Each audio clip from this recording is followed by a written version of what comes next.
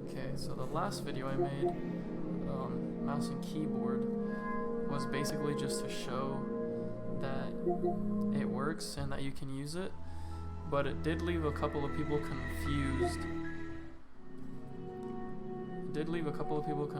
As to how exactly you got it to work. I had someone ask me if you have to use an adapter, and I had someone else ask me if I had plugged in my mouse and keyboard directly to my monitor. How exactly I was using my mouse and keyboard, all you have to do is plug in your mouse and keyboard directly into the console on the USB ports. If we hit the home button once, we can see our accessories, and these are my mouse and keyboard. For some reason it shows that they're both a mouse even though one of them is my keyboard. Mouse settings and mouse settings. We'll go to mouse settings. These are the only two settings you get as far as customizing how your mouse works on the PS5. You get right-handed or left-handed, and pointer speed. Mine is set to fast. These are the settings I have for my keyboard. You have options here for key repeat delay, and I have mine set to short. Short pretty much means none, because I don't feel a delay at least. But these are the only settings you get for your keyboard. Key repeat and key repeat. So if you want to look at that and try it out, that's what I have. Okay, so I'm in a creative lobby right now, and what I've done is I've changed a lot of my settings to try and match the ones on my PC, except I had to turn down my DPI from 800 on here to 400 because for some reason it just likes to go much faster than what it normally is. Now I don't know if maybe the pointer speed has something to do with that in the PS5 settings. Let's go ahead and try and change that actually. So if we go to accessories and mouse settings, maybe if we change the pointer speed to normal, maybe that will do something.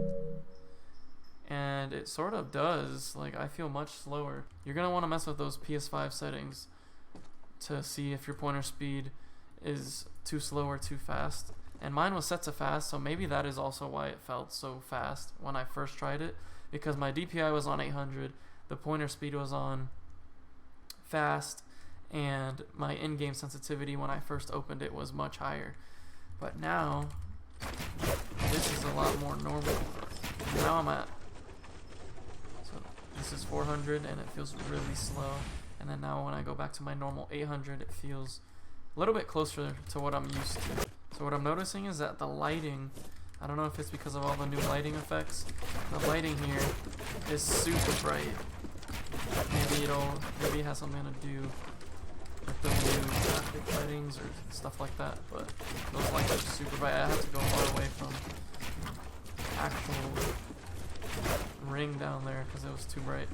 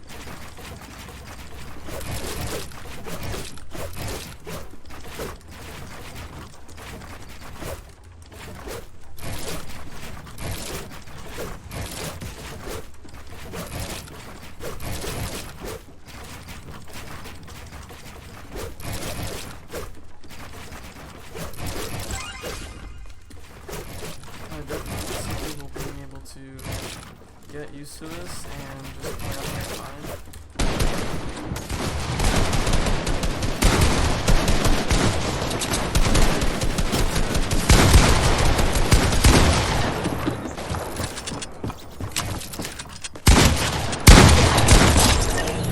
After playing for that little bit, I did notice quite a bit of differences from the first time I tried this. The first time I tried this was horrible.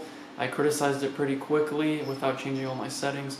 And this gave me a much better feel of what it might be like to actually play on good settings. So mess around with your settings. It is definitely playable and way more enjoyable than the first time I did it. I was lagging quite a bit, so I didn't get the best gameplay out of that. I do have the PlayStation set up over here when I'm recording at the furthest point from the router that it can possibly be. so that kind of interferes with it, but I can try this on a wired connection later on to see if that helps at all, and you can get used to that as well. What happened, buddy? You want to play mouse and keyboard? He's just staring at me in the middle of me talking. That's going to be all for this video.